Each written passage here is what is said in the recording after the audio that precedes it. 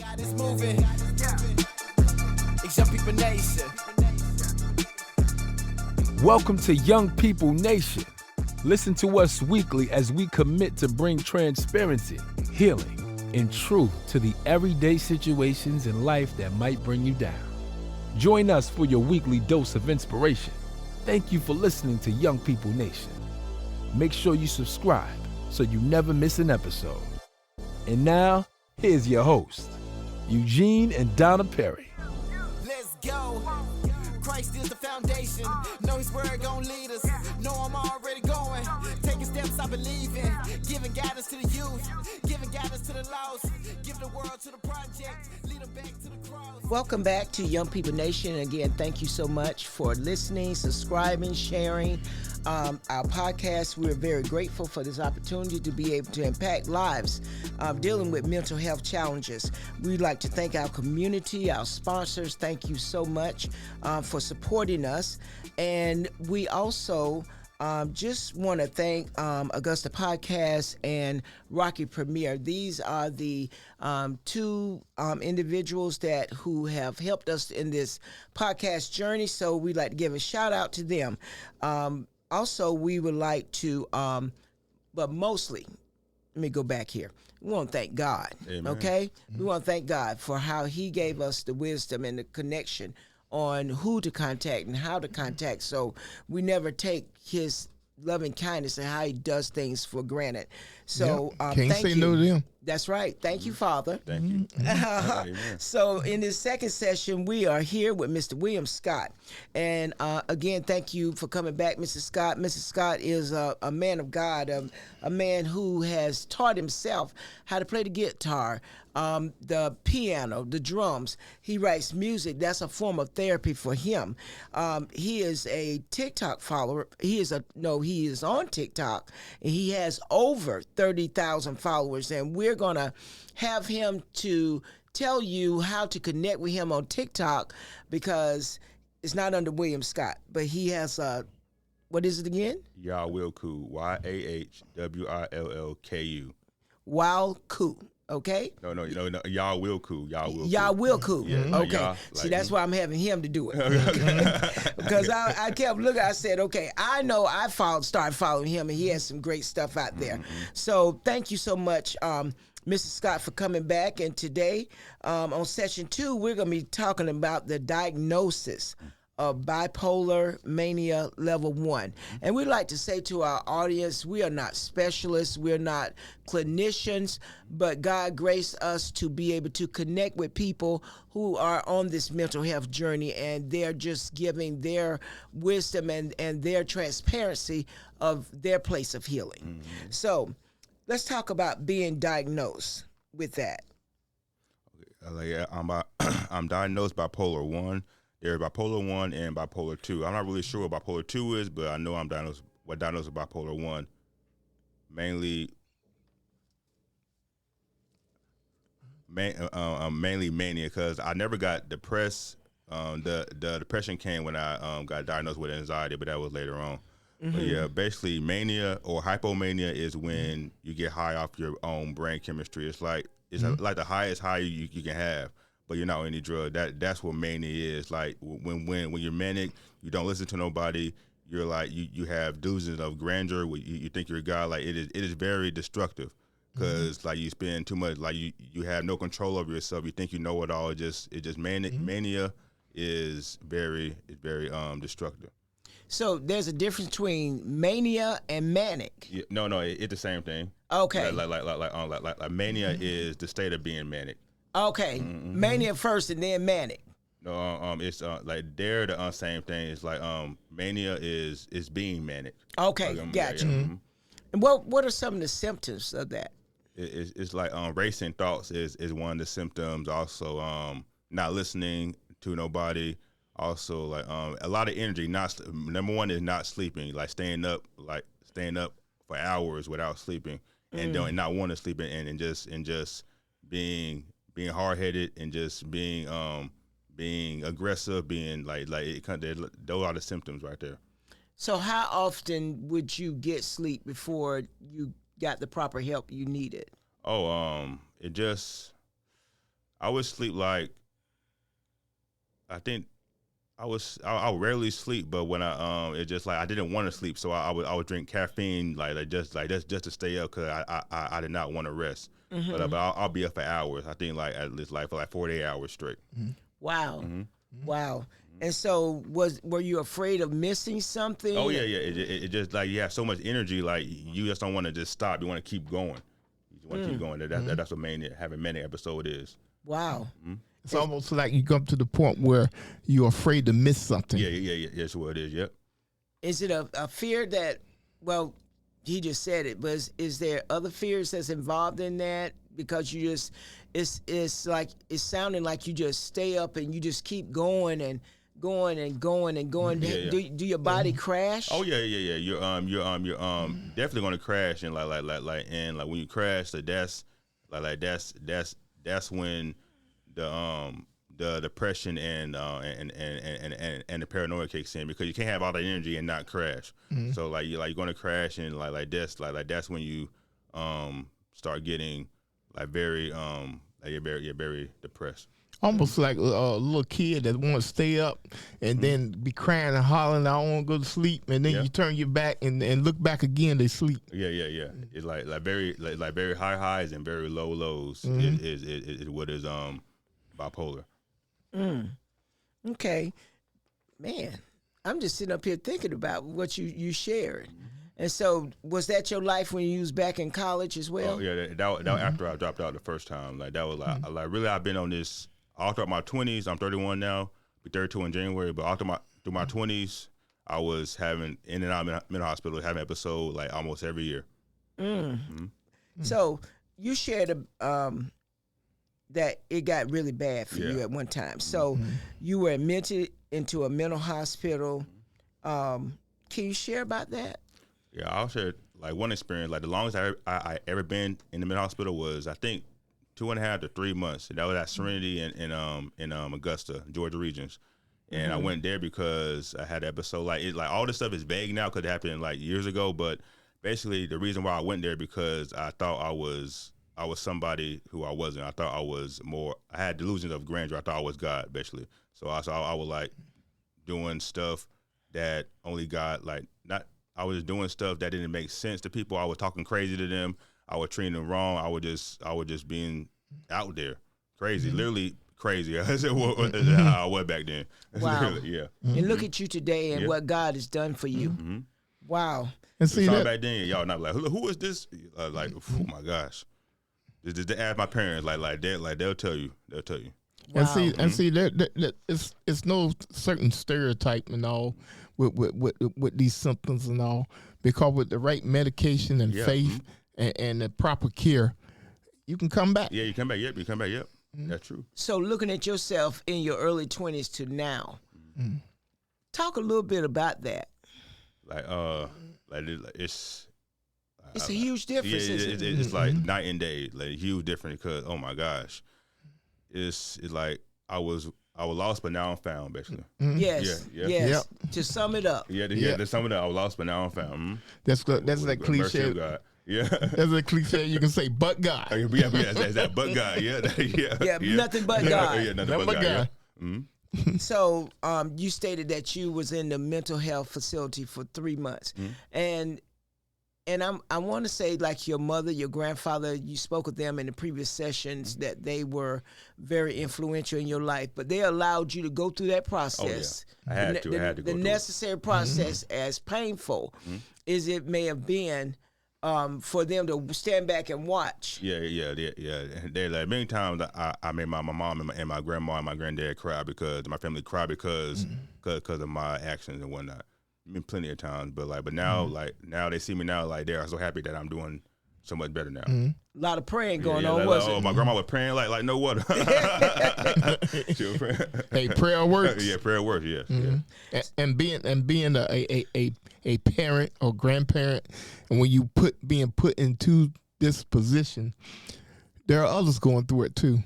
Yes. And trust the system. Trust the process. Because you do no favors in trying to keep all this at home or locking people in back rooms. It don't work. That's right. Yes.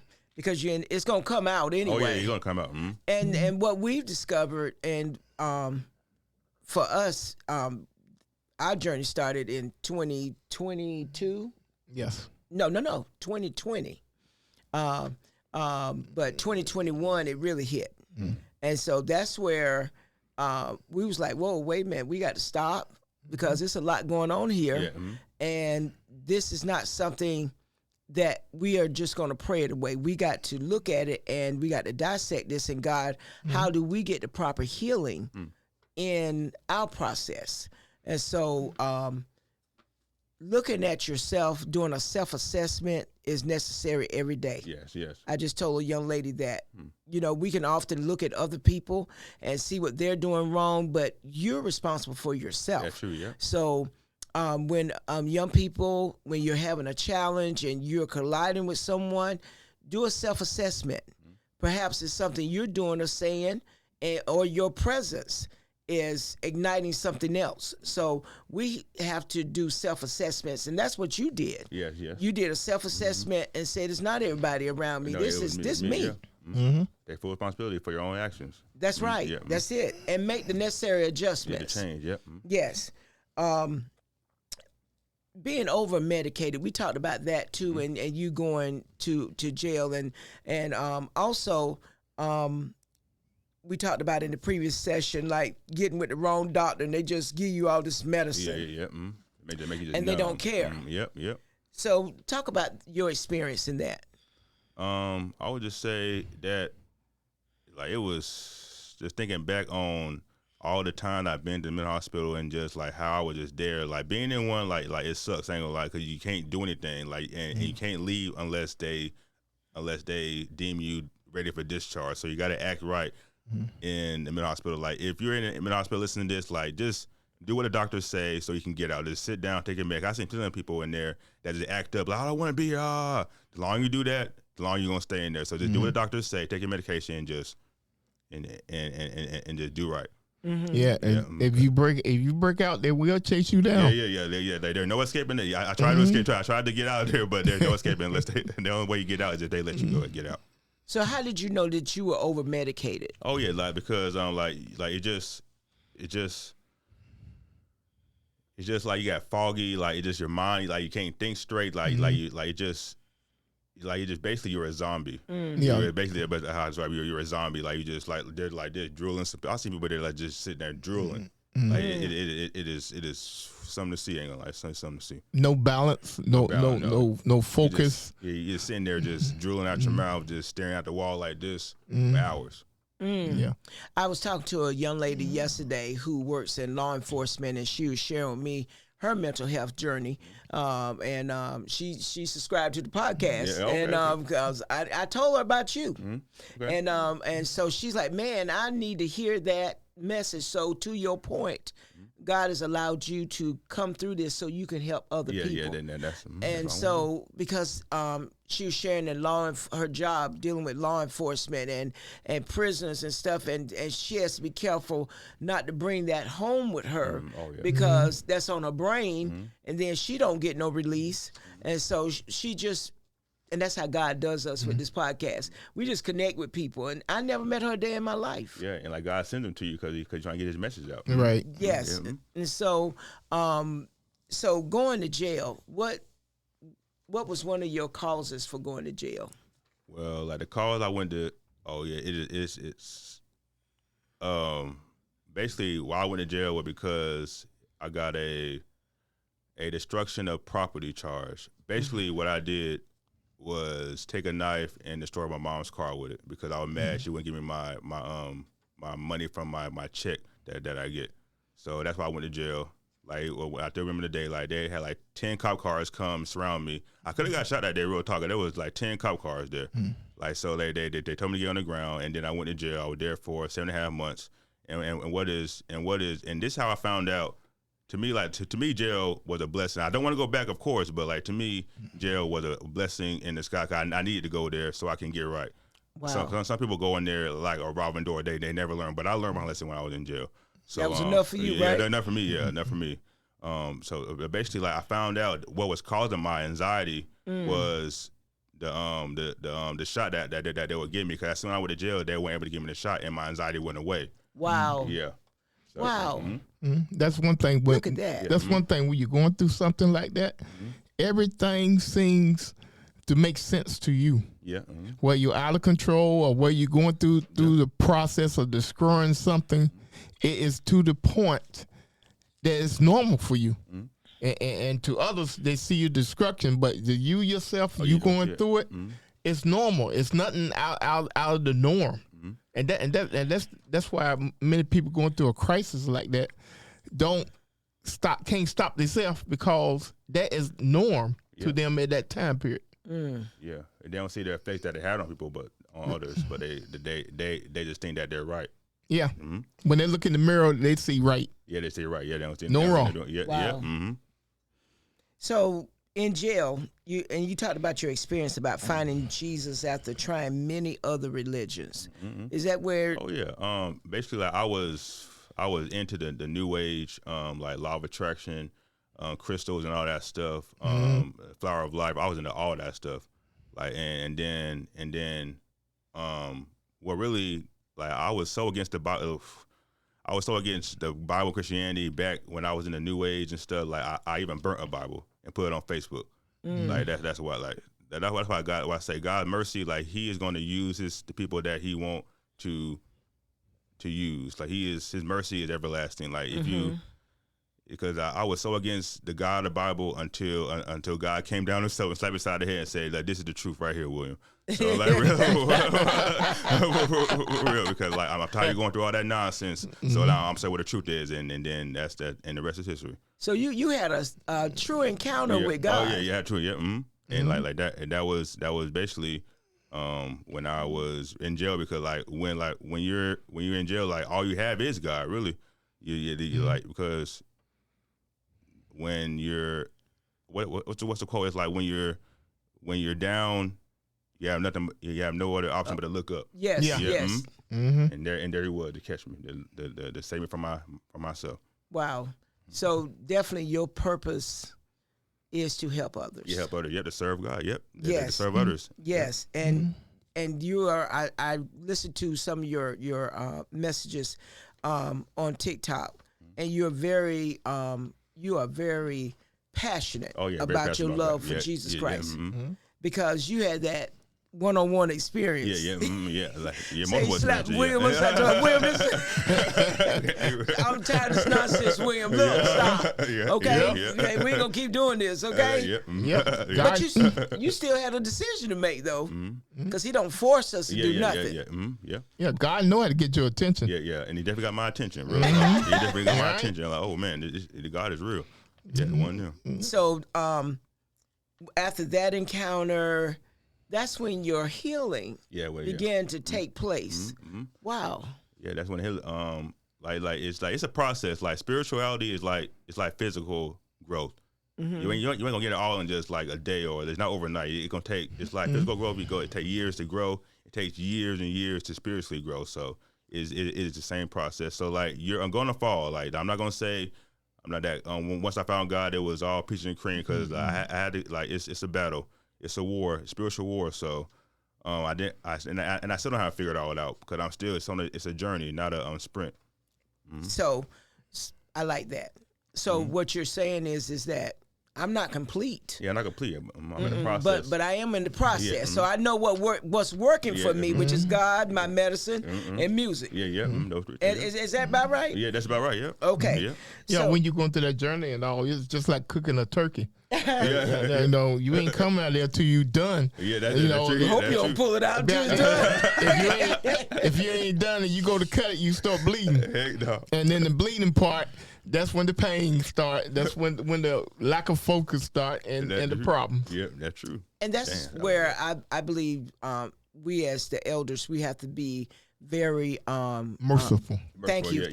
Yes, because we didn't get here overnight. That's true. Yeah. You know, it's been a process. That's why, you know, even with young ladies and young men, you want to get married, you need to understand what you're saying yes to. That's true. Okay, you better know. Okay, and I want to say this here: don't if your loved one going through this, don't be self-righteous and be like Little Richard. That little joke about Little Richard. I was blind first before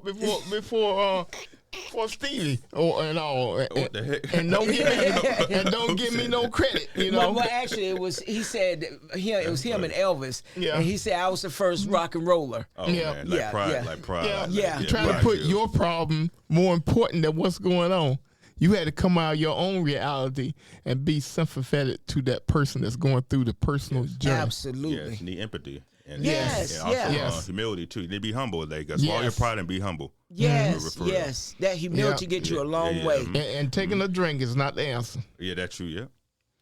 Okay, so in this session, because we talked with a gentleman, our previous session that dealt with bipolar, and he was Raymond Weber, very transparent about his journey, and you all got similar situations. So you, William Scott, your diagnosis of bipolar mania level 1, in your process of going to the mental hospital, going to jail, you found Jesus Christ as your Lord and Savior. Yes. And also you take your medicine. Yep. And you create boundaries because there's certain atmospheres you can't go in no more. Yeah, that's true. Yeah. And you love your music. Yeah. Yep. And That's right. and those together has helped you to become more balanced. Yes. Okay, so what would you like to leave with the audience in this session? I just want to lead them with, like, just be patient with yourself and be patient with other people too. Like, because like God gave you time to figure it out. Give other people time to figure it out too, and just be merciful as God was merciful unto you. That's what I'm gonna say. Okay, well, thank you again, Mr. Scott. You're welcome. And again, we always like to give out the mental health hotlines. These are not our personal hotlines for Young People Nation, but they are community based. You have the 988 hotline. That's text 741 to 741. That's a free 24/7 service. You have NAMI, NAMI. That's the National Alliance on Mental Illness, and you can go to their website and reach out by the state you live in to get the help you need. And if all else fails, you can call 211. That's a general community resource that's open 24/7. Okay, Mr. Perry. Right. And in your everyday journey, just don't exist just to be existing, because your faithful word that cannot be tested isn't worth your investment. You got to invest in yourself to reach another level. This has been Young People Nation, and remember, there is always hope. Let's go. Christ is the foundation. Know His word gon' lead us. Know I'm already going. Taking steps I believe in. Giving guidance to the youth. Giving guidance to the lost. Give the world to the project. Lead them back to the cross. He the #1 prospect. He the top boss. I was broke, I was empty. He the one that paid the cost. Really thought that I was cool. There was nothing like the Savior. Now it's time for the truth. The whole world been waiting. It's Young People Nation. It's Young People Nation. It's Young People Nation. It's Young People Nation. It's Young People Nation. It's Young People Nation. It's Young People Nation. The whole world been waiting. Whatever you going through, I know what He gonna do. Don't matter the circumstance, we going back to the root. Keep going. Let that seed keep growing. You need peace and we know it. Now it's time to live holy. Young People Nation. You know what time it is. Young People Nation. Get ready, the time is here. Get ready, we vibing here. We about to let God in here. Young People Nation. It's Young People Nation. Yeah, do it for the heavens, you know where we going. Influenced by His love, you know we gotta show it. It's time to put the youth onto what God is doing. Cause I can tell you now, right now, that God is moving. It's Young People Nation.